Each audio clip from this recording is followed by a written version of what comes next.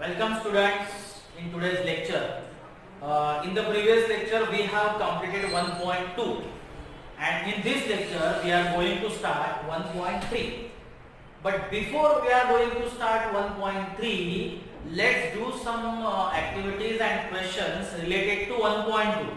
1.2 के कुछ questions लेते हैं और कुछ activities के examples लेते हैं, उसके बाद हम शुरू करेंगे 1.3. So पहले पेज नंबर 6 पे, see on page number 6. Page number 6 पे लेसन्स के बाजू में कुछ क्वेश्चंस दिए गए हैं, तो उन क्वेश्चंस को पहले थोड़ा डिस्कस करते हैं कि उसके आंसर्स क्या है. Okay, see on page number 6. Page number 6 पे देखो यहाँ क्वेश्चन है पिक्चर के नीचे. In what way is a work of fiction different from a fact file. Okay, मतलब फिक्शन का काम, फिक्शन का राइटिंग और फैक्ट फाइल का राइटिंग, इन दोनों में डिफरेंस क्या है? What is the difference between fact file and fiction? Okay, so fiction क्या है? Fiction, in fiction we can write anything. Okay, we can write about anything, that is the fiction. But in fact file, fact क्या होती है? Fact is a truth. Fact means true things. Fact क्या होता है? True things होता है. So we can write true things in fact. We cannot write anything in fact, but in fiction we can write anything and that doesn't have any need of proof. In fiction, but in fact you have to give proof. Whatever you are writing, you have to give proof. जो कुछ भी आप लिखते हो उसके लिए आपको proof देना पड़ता है, और वो जो आप लिखते हो वो ट्रू होना चाहिए, क्योंकि फैक्ट क्या होता है? ट्रू थिंग्स होता है, वो फिक्शन की तरह नहीं होता. फिक्शन आप कहीं सुनी बातें में लिख सकते हो, लेकिन फैक्ट को आप कहीं सुनी बातें में नहीं लिख सकते हो. Okay, so that is the difference between fiction and fact file. Okay, दूसरा क्वेश्चन है, how did the family reach the tropical island? जो फैमिली है वो फैमिली ट्रॉपिकल आइलैंड पे कैसे पहुंच गई? तो कैसे पहुंच गई का आंसर उसके बाजू के पैराग्राफ में ही दिया गया है. तो आप अगर ध्यान से देखेंगे तो आपको पता चलेगा कि William, Elizabeth and their children had been travelling. They had been travelling in a ship when the ship was caught in a great storm. The other passengers evacuated without them, and William and his family, including young children, Fritz, Ernest, Jack and Franz, they were left to survive alone on the ship. They weathered the great storm, waiting in the ship's hold, and the ship survived the night, and the family found themselves within a sight of a tropical desert island. Page number 6 पे इसका answer दिया गया है, जो आपको पता होगा. तो ऐसे आप लेसन्स के साइड में जो क्वेश्चन दिए गए हैं उनका प्रिपरेशन कर सकते हो. ओके, ऐसे क्वेश्चंस पेज नंबर 6 पे है, पेज नंबर 7 पे है, पेज नंबर 8 पे है, पेज नंबर 9 पे है. And those questions are important, keep in mind.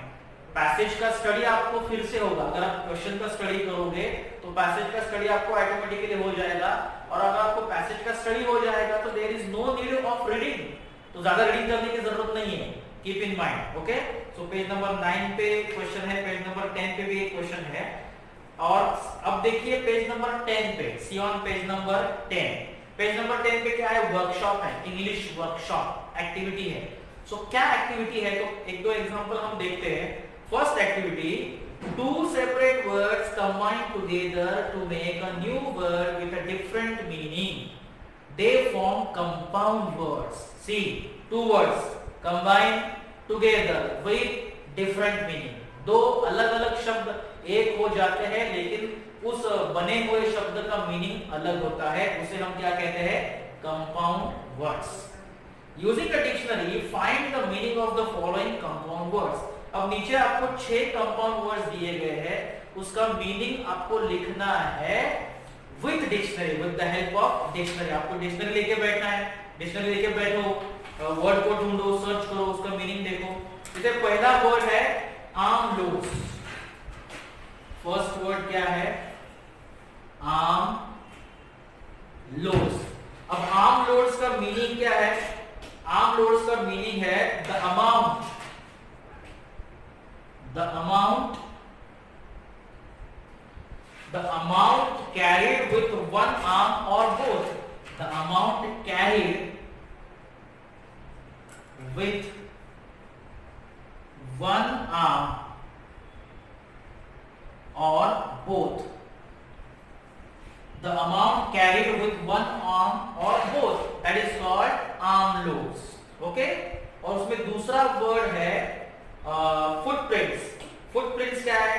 तो फुटप्रिंट्स है, पहले मैं वर्ड लिखता हूं, फुटप्रिंट्स. ओके, तो फुटप्रिंट्स का मीनिंग क्या है?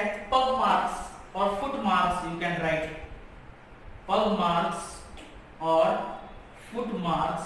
उसका और एक मीनिंग लिख सकते हैं, impression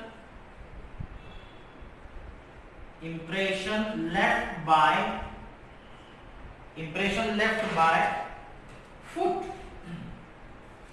okay, impression left by foot मतलब पैरों के निशान जिसे हम बोलते हैं, that is footprints. Okay, third word है ड्रिफ्टवुड. तो ड्रिफ्टवुड का मीनिंग क्या है? Driftwood means a kind of wood, okay, a piece of wood that is floating with water or that is floating on water. okay, clear? तो ऐसे शब्द है जिसका मीनिंग आपको डिक्शनरी से फाइंड आउट करना है. उसके बाद सेकंड एक्टिविटी है. Second activity, the following words can be used as nouns as well as verbs. ऐसे बहुत सारे वर्ड्स हैं जिनको नाउन यूज करते हैं और वर्ब्स भी यूज करते हैं.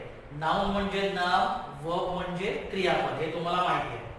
Make two sentences of your own using them as a noun in one and as a verb in another. तो आपको एक ही शब्द लेके उसे नाउन में भी बनाना है और उसे वर्ब में भी बनाना है. एग्जांपल आपको दिया है hold. Hold is the word. अब उसका नाउन का सेंटेंस कैसे बनाया है देखो. She has a strong hold over the children. Strong hold over the children. यहाँ hold का उपयोग नाउन की तरह किया गया है या नाउन का किया गया है. And verb, let me hold a bag for you. Let me hold a bag. Hold मुझे पकड़ने.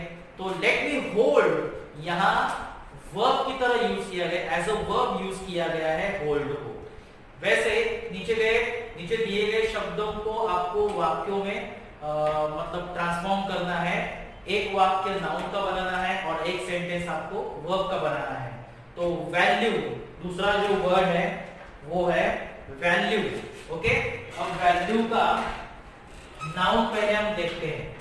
अतः वैल्यू का नाउन अगर हम देखे जाएंगे तो सेंटेंस होगा the value of this land, the value of this land is expensive.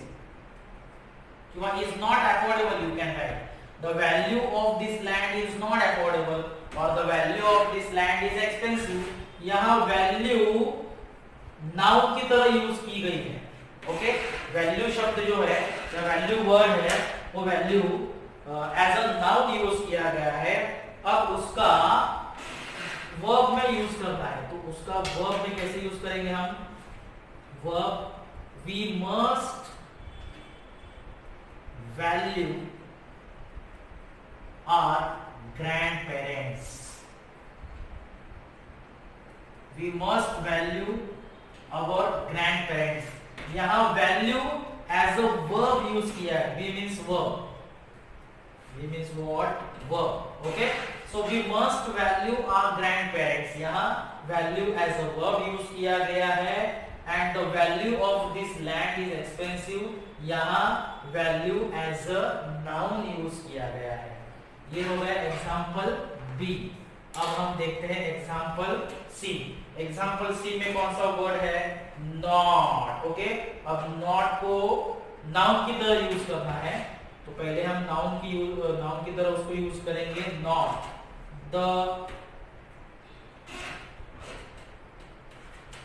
the tree जगह हम लिखते हैं creeper. the creeper has many knots. यहाँ क्रीपर की जगह आप रोप भी ले सकते हो। The rope has many knots या the creeper has many knots. तो यहाँ नॉट्स इसका जो उपयोग है, यूज है, वो नाउन की तरह किया गया। ओके, अब इस नॉट को हम लिखेंगे एज अ वर्ब। तो यहां वर्ब करेंगे please, please knot your ribbons, ऐसा हम लिख सकते हैं, प्लीज नॉट योर रिबन। यहां knot as a verb use किया गया है और यहां knot as a noun use किया गया है। This is the example of using word as a verb and as a noun. तो एग्जांपल ए बी सी, तीन एग्जांपल हमने देखे हैं और I hope you have understood how to right a word in noun and in word, same word in noun and in verb। Okay, तो page number 10 की activity यहाँ खत्म होती है। पेज नंबर 11 पे एक्टिविटी जो है, 11 की एक्टिविटी में आपको क्या करना है, बॉक्स में आपको वर्ड्स दिए गए हैं, उन वर्ड्स को बॉक्स के नीचे दिए गए सेंटेंस में फिल करना है। जैसे courage and daring, perseverance and positive attitude, foresight, family bonds, humanity and sensitivity वगैरह वगैरह जो वर्ड्स दिए हैं, उन वर्ड्स को appropriately you have to fill in the blanks in the sentence. Okay, तो वो एक्टिविटी आप घर पे करो। बाकी कुछ खास एक्टिविटी पेज नंबर 11 पे है नहीं। तो पेज नंबर 12 पे आते हैं जहां हमारी 1.3 पोएम स्टार्ट होती है। Page number 10, page number 12, see on page number 12, 1.3। Have you ever seen is an interesting poem based on puns. There are plenty of puns. अब puns क्या है? पन एक ऐसा वर्ड है जिसके 2 या 3 मीनिंग हो सकते हैं, वो भी अलग अलग मीनिंग है, not the same meaning. puns is a word that has a different meaning। ऐसे मीनिंग के जो मतलब, और वो भी मीनिंग बहुत ही वंडरफुल होते हैं, अमेजिंग मीनिंग होते हैं या इंटरेस्टिंग मीनिंग होते हैं। सो ऐसे इंटरेस्टिंग मीनिंग्स के पन्स को लेकर इस कविता को लिखा गया है। So it is very interesting and amusing poem based on puns. Have you ever scene? जैसे कि पेज नंबर 12 पे वार्मिंग अप एक्टिविटी है और फर्स्ट एक्टिविटी में आपको दिया गया है homographs. So what is homograph? You know very well what is homograph. फिर भी मैं पढ़ता हूँ। Words that have same spelling, words that have same spelling but differing meaning. Same spelling, differing meaning when used in different contexts are called homographs. उसका example दिया है। First, a temple fair attracts a lot of crowd. A temple fair. Fair means gathering, जिसको हम चला अपन जत्रा बोल दो, जत्रा यात्रा। Okay, so temple fair means gathering attracts lot of crowd and her performance in the test was a fair. Fair fair fair मतलब गुड। ओके, उसका परफॉर्मेंस फेयर था मतलब गुड था, अच्छा था। तो पहला वाला फेयर मतलब गैदरिंग एंड दूसरा वाला फेयर मतलब गुड। ओके, जैसे दूसरा एग्जांपल दिया है, the rose is the king of flowers and the sun rose rise the pastels, the sun rose with golden glow. तो ऐसे आपको होमोग्राफ्स लिखने हैं जिसका स्पेलिंग सेम है या प्रोनाउंसिएशन सेम है, लेकिन उसको डिफरेंट कंटेक्स्ट में डिफरेंट मीनिंग के साथ यूज किया जाता है। जैसे कि वर्ड है help, then light, then act, object, hold, बहुत सारे, इनको हम होमोग्राफ्स कहते हैं जिसका मीनिंग अलग अलग है। ओके, तो पेज नंबर 13 पे आते हैं। पेज नंबर 13 पे हमारी पोएम है, बहुत ही छोटी सी पोएम है, it's a very small poem. Have you ever seen? Have you ever seen? As I told you, interesting poem, amusing poem, there are plenty of puns in this poem. Okay, तो see first answer, have you ever seen? Have you ever seen a sheep on a river bed or a single hair from a hammer's head? Has the foot of a mountain any toes and is there a pair of garden hose? So have you ever seen sheep on a river bed? River bed. अब river bed, bed कैसा होता है जब जिसके ऊपर हम सोते हैं वो बेड, और रिवर का बेड, तो रिवर का बेड अलग है। रिवर का बेड मतलब क्या, जैसे हम बोलते हैं कि boundary of the river, river की बाउंड्री होती है, नदीचं काठ त्याला आपण बोलतो, तो that is bed, river bed, त्याला नदीचं पात्र पण बोलतात. So that bed, okay, part of river, it's a part of river and it is not the object that we sleep, on which we sleep. River bed means not the object on which we sleep. वो bed का meaning अलग है और जिसके ऊपर हम सोते हैं वो बेड अलग है. Okay, so have you ever seen a sheet on a river bed or a single hair? Single hair, okay, single hair from hammer's head. Hammer के हेड को कभी हेयर देखा है? हैमर का हेड. अब हैमर का हेड क्या है? जिस हेड से हम कीले को ठोकते हैं उसे हम हेड कहते हैं. सो अगर इस हेड में हेयर है तो क्या हैमर के हेड में हेयर है? नहीं, क्योंकि हैमर का हेड अलग है और ये हेड अलग है जिसके हेयर है. समझ में आ रहा है? Next two lines. Has the foot of a mountain in it toes. Mountain के फुट को टोज है क्या? अब माउंटेन का फुट अलग है. माउंटेन का फुट मतलब bottom of the mountain, okay, base part of the mountain और bottom part of the mountain. जैसे हमारा फुट है और हमारे फुट को टोज है. टोज मतलब अंगूठा, जैसे हमारे पैरों को अंगूठा है, क्या वैसे माउंटेन के पैरों को अंगूठा है? नहीं है, क्योंकि वो फुट अलग है और ये फुट अलग है. That is the foot of mountain and this is the foot of human. So human foot has toes but mountain foot doesn't have any toes.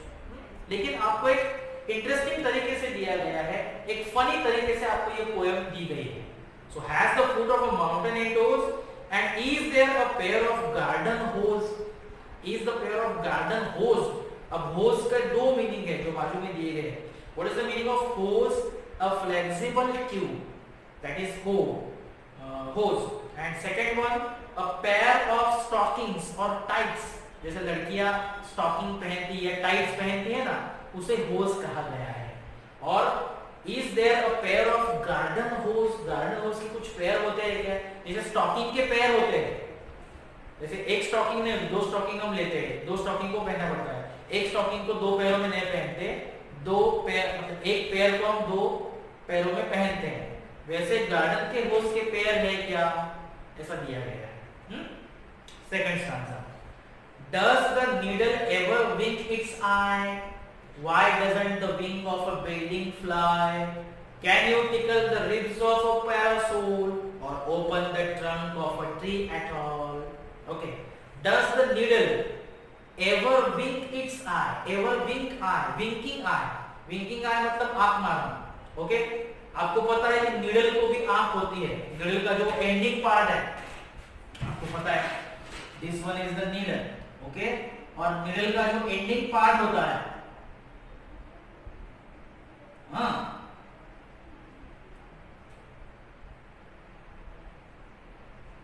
Ending part जिसमें हम धागा डालते हैं, तो इसको बोला गया है आई. आंख मिचकाना. जैसे हम हमारी आंख मिचकाते हैं वैसे क्या नीडल उसकी आंख मिचकाती है या विंकिंग करती है? नहीं, क्योंकि ये जो आई है वो आई आर्टिफिशियल है और हमारी जो आई है वो नेचुरल है. उसको हम पलक झपकना कहते हैं. तो ये पलक नहीं झपक सकती, लेकिन हम पलक झपक सकते हैं. Okay. Does the needle ever wink its eye? Why doesn't the wing of a building fly? Wing of building, जैसे बर्ड को विंग होता है, okay, with the help of wings birds fly in the sky. लेकिन building को जो wing होता है, क्या बिल्डिंग की बिल्डिंग विंग लेकर फ्लाई करती है? नो. बिल्डिंग की विंग क्या है? Part of the building, artificial part made by cement. लेकिन बर्ड का wing not made by cement. Bird का विंग क्या है? नेचुरल विंग है. उसका पार्ट ऑफ बॉडी है. जो विंग बर्ड को उड़ने में मदद करता है वो विंग और बिल्डिंग का विंग. ओके, देखो कैसे दिया गया है. Can you tickle the ribs of parasol? Can you tickle the ribs? Tickle. Tickle मतलब खुजाना. ओके. Ribs मतलब ये हड्डियां होती है, इसको ribs कहा गया है. और किस रिब्स ऑफ पैरासोल। पैरासोल क्या है? पैरासोल का मीनिंग दिया गया है अम्ब्रेला। जैसे अम्ब्रेला के पार्ट होते हैं जिसको अम्ब्रेला की हड्डियां भी कह सकते हैं। तो क्या अम्ब्रेला की हड्डियों को हम खुजा सकते हैं जैसे हम हमारी हड्डियों को खुजाते हैं? तो क्या जैसे हम खुद को टिकल करते हैं या दूसरों को टिकल करते हैं, क्या वैसे पैरासोल की रिब्स को हम टिकल कर सकते हैं? नहीं। और open the trunk of a tree at all. Tree का ट्रंक ओपन कर सकते हैं क्या? अब देखो ट्रंक, ट्रंक ये पन है यहाँ, तो ट्रंक मतलब ट्री का ट्रंक। अब ट्री का ट्रंक क्या होता है? ट्री का ट्रंक होता है, इसे हम ट्रंक कहते हैं। ये है ट्री का ट्रंक। क्या इसे हम ओपन कर सकते हैं? नहीं। तो कौन से ट्रंक को ओपन करेंगे? ट्रंक मतलब पेटी। ओके, जरा बोलते ना आप पेटी उगड़ दो। तो ट्री के ट्रंक को क्या हम उस पेटी की तरफ ओपन कर सकते हैं? नहीं। ओके, और last answer, are the teeth of a rake ever going to bite? Have the hands of a clock any left और right? Are the teeth of rake. अब रेक क्या है? Rake is a garden tool. Garden tool को teeth होते हैं, जैसे हमारे teeth होते हैं वैसे गार्डन टूल के भी टीथ होते हैं। तो हमारे टीथ बाइट करते हैं, हम बाइट करते हैं दूसरों को, या खाना खाते समय बाइट करते हैं। क्या वैसे गार्डन टूल के टीथ बाइट करते हैं? नहीं। Those are artificial teeth. Have the hands of clock any left और राइट हैंड? जैसे हमारा लेफ्ट हैंड है, राइट हैंड है, क्या वैसे क्लॉक के भी लेफ्ट एंड राइट हैंड्स है क्या? नहीं। Can the garden plot be deep and dark? Garden का plot, plot is the place. Okay, जैसे किसी स्टोरी का प्लॉट होता है वो डीप एंड डार्क होता है, वैसे गार्डन का प्लॉट डीप एंड डार्क है क्या? और last line, what is the sound of birch bark? Birch bark, okay, barking is the sound of dog. वैसे बर्च का बार्क मतलब क्या? जैसे पेड़ की जो स्किन होती है उसको बार्क कहते हैं, तो बार्किंग का साउंड है। वैसे बर्च ट्री के स्किन का साउंड आता है क्या? नहीं। साउंड आता है बार्किंग का, और बार्किंग कौन करता है? डॉग। बर्च ट्री बार्किंग नहीं करता, लेकिन यहाँ बर्च का बार्क मतलब बर्च की स्किन। तो यहाँ बार्क वर्ड पन है, जो एक प्रकार का साउंड भी है और पेड़ का स्किन भी है। तो इस तरह से पेज नंबर 13 पे हमारी हैव यू एवर सीन ये पोएम कंप्लीट हो गई है। उसकी एक्टिविटीज हम अगले लेक्चर में देखेंगे, और यहाँ हमारा लेक्चर स्टॉप होता है। Thank you.